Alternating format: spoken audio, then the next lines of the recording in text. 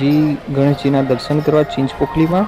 તો મિત્રો તમે જોઈ શકશો કે લાલબાગના રાજાના એક્ઝેક્ટ બાજુમાં જ આ ગેટ ભવ્ય આવ્યું છે. આ પુલથી તમે આગળ જશો એટલે થોડોક લાલબાગના રાજાના દર્શન થાય ને પહેલાં આપણે અહીંયા જે ચિંચપોકલીના ચિંતામણીજી છે એમના દર્શન કરીશું.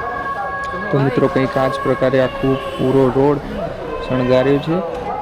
બેનર, પોસ્ટર, અલગ અલગ એડવર્ટાઇઝમેન્ટ, તો લોકો આ જ પ્રકારે જતા હોય છે. તો મિત્રો તમારે અહીંયા જવું હોય તો હું આપને શોર્ટમાં કહી દઉં તો અહીંયાથી તમે અમદાવાદથી કોઈ પણ ટ્રેન લઈને આવી જશો ચિંચપોકલી. ડાયરેક્ટ પહેલાં તમે દાદર કે ગમે ત્યાં ઉતરી જાઓ કે ત્યાંથી ચિંચપોકલી આવી જવાનું. ચિંચપોકલી આવો એ રીતના અંદરથી તમે જશો એટલે ગેટમાંથી કંઈક આ પ્રકારની બિલ્ડિંગો અને બધા લોકો ચાલતા તમને જોવા મળશે. તો અહીંયા પણ બે રીતે દર્શનની સ્ટાઇલ છે. મુંબઈમાં મોસ્ટ ઓફ બે રીતે જ બધા લોકો દર્શન કરતા હોય છે. એક તો ચરણ સ્પર્શ અને મુખ દર્શન. તો આના અંદર તમે જોઈ શકશો. તો આપણે મુખ દર્શન કરીશું અત્યારે દૂરથી આપણે, કારણ કે સમય ઓછો છે. તો આ આપણે રેલિંગના અંદર આગળ જઈ રહ્યા છીએ. તો તમે દેખશો કે આ જે લાઈન છે એ મુખ દર્શનની છે. એ નજીકથી મુખથી દર્શન થઈ શકે. અને આપણે જે ચરણ સ્પર્શ દર્શન કરવા જઈ રહ્યા છીએ તો ખાસું 500 મીટર જેવી રેલિંગના અંદર ચાલવાનું છે આપણે. તો આવો હું તમને મારા સાથે બતાવું. થોડુંક આગળ મિત્રો આપણે ચાલીને થોડા જઈશું.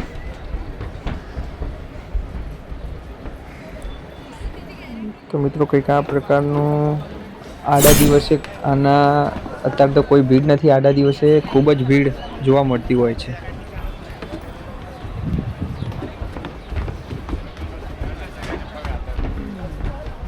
તો મિત્રો આડા દિવસે ખૂબ જ ભીડ અને લોકોનો ઘસારો રહેતો હોય છે અહીંયા.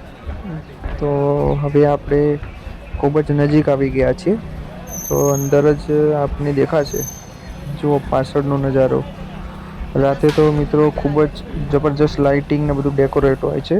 તો તમે આવો તો રાતે આવો તો પણ ખૂબ મજા આવશે. અમે સવારના 8 વાગે દર્શન કર્યા ચિંચપોકલી ચિંતામણી, આ દાદાનું નામ છે. અહીંયાથી મુખ દર્શન થાય છે. તો મિત્રો દેખો તમે બી દર્શન કરી શકો છો ગણપતિ દાદાનું, ચિંચપોકલી ચિંતામણી દાદાનું. અને અહીંયાથી મુખ દર્શન માટેની લાઈન અહીંયાથી પાછળ જતી હોય છે. તો ચિંચપોકલીના ચિંતામણી દાદાનું તમને ઘેર બેઠા હું દર્શન કરાવી રહ્યો છું. અને ખૂબ જ લોકોમાં ઉત્સાહ, ઉમંગ અને દર્શન કરવા માટેની ખૂબ જ લાંબી ભીડ. તો મિત્રો હવે આપણે પણ દર્શન કરીશું દાદાના. તો થોડાક આગળ જઈને ને મિત્રો અહીંયા તમે લાલબાગના રાજા દર્શન કરવા આવો તો અહીંયા જરૂરથી દર્શન તમે અવશ્ય કરવા જોઈએ.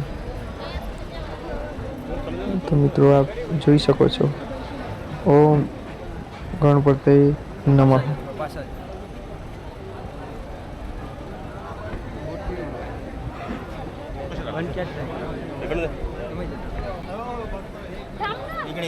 તો મિત્રો આપણે દર્શન કરી લીધા છે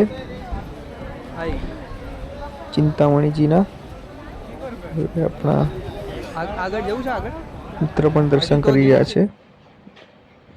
અને હવે મિત્રો આપણે દર્શન કરીને જલ્દીથી ઝડપથી આપણે રિટર્ન બહાર પણ જઈશું, કારણ કે આપણે આગળ જવાનું છે. એટલે આજના વિડીયોમાં આટલું જ.